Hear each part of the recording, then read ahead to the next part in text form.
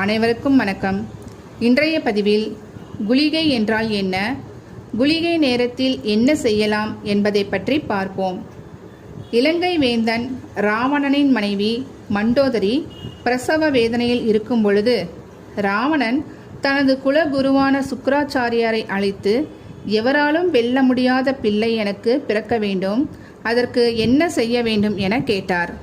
அதற்கு சுக்கிராச்சாரியார், நவ கிரகங்களையும் உனது கட்டுக்குள் வைத்து கொண்டால் நீ நினைத்தது போல் நடக்கும் என கூற, உடனே அனைத்து கிரகங்களையும் சிறைப்பிடித்து சிறையில் அடைத்து விட்டான். கிரகங்கள் அனைத்தும் ஒரே இடத்தில் இருந்தபடியால் பூமியில் பல குழப்பங்கள் உருவாகும் என நவகிரக நாயகர்களும் புலம்பினார்கள். உடனே சனீஸ்வர பகவானுக்கு ஒரு யோசனை தோன்றியது. சனீஸ்வர பகவான் தனது யோக சக்தியால் தனது மனைவி ஜேஷ்டா தேவிக்கு ஒரு ஆண் குழந்தை பிறக்க செய்தார். அதே வேளையில் மண்டோதரிக்கும் மேகநாதன் பிறந்தான். சனீஸ்வர பகவான் தனக்கு பிறந்த குழந்தைக்கு குளிகன் என பெயர் சூட்டி, நீ பிறந்த வேளையில் ஒருவர் எந்த காரியத்தை செய்தாலும் அது பன்மடங்கு திரும்ப திரும்ப வளரும் என அருளாசி வழங்கினார்.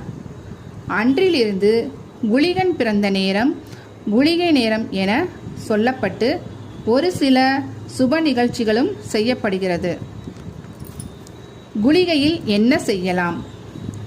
1.5 மணி நேரமான குளிகை காலத்தில் நகைகள் வாங்கலாம், வீடு கட்டலாம், நிலம் வாங்கலாம், கடன் அடைக்கலாம், ஆடம்பர பொருட்கள் வாங்கலாம், பத்திரப்பதிவு செய்யலாம், கிரகப்பிரவேசம் செய்யலாம், கணபதி ஹோமம் செய்யலாம், தொழில் ஆரம்பிக்கலாம், கம்பெனிகள் ஆரம்பிக்கலாம், மளிகை சாமான்கள் வாங்கலாம், ஆடைகள் வாங்கலாம், வங்கியில் பணம் போடலாம், உண்டியலில் பணம் சேமிக்கலாம், விவசாயம் செய்யலாம்.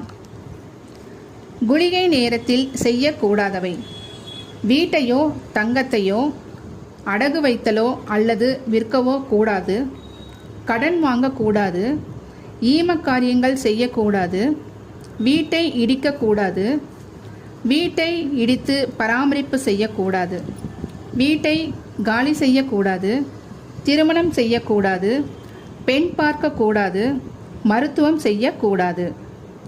சனி பகவானின் ஆதிக்கம் பெற்ற குளிகன் காலத்தின் அதிபதியானதால் குளிகை நேரம் ஆசீர்வதிக்கப்பட்டதாக நம்பப்படுகிறது. இந்த நேரத்தில் தொடங்கும் செயல்கள் வெற்றிகரமாக முடியும். நன்றி.